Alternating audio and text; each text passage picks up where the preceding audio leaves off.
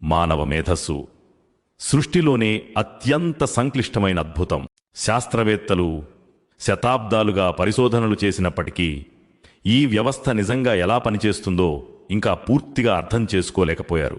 ఇది సుమారు 2.5 మిలియన్ గిగాబైట్ల సమాచారం నిల్వ చెయ్యగల శక్తి కలిగిన అవయవం. అది కూడా కేవలం ఒక చిన్న బల్బు పనిచేయడానికి అవసరమైన విద్యుత్ కంటే తక్కువ శక్తితో.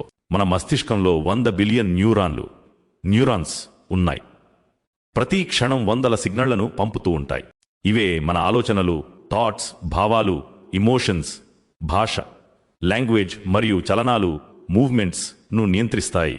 కానీ ఇంతవరకు ఎవరికి అర్థం కాలేదు ఈ చిన్న కణాలు ఎలా అవగాహన, కాన్షియస్నెస్, చింతన, థింకింగ్ మరియు జ్ఞానం, పర్సెప్షన్ ను సృష్టిస్తాయి.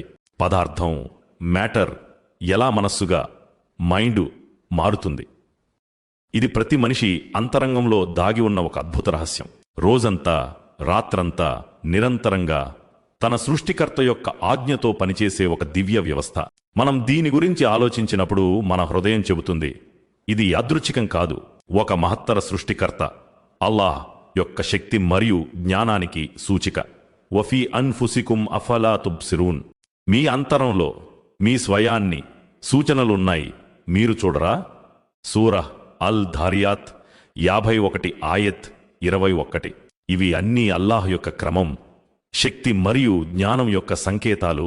మనిషి తన సృష్టికర్త యొక్క ఏకత్వాన్ని, వన్నెస్ ఆఫ్ ద క్రియేటర్ బలంగా గుర్తించేందుకు. అంటే ఇవి కేవలం సంఖ్యలు లేదా శాస్త్రీయ అద్భుతాలు కాదు, మనకు మన సృష్టికర్తను తెలుసుకోవడానికి రికగ్నైజ్ ఆర్ క్రియేటర్ ఇచ్చిన సూచనలు.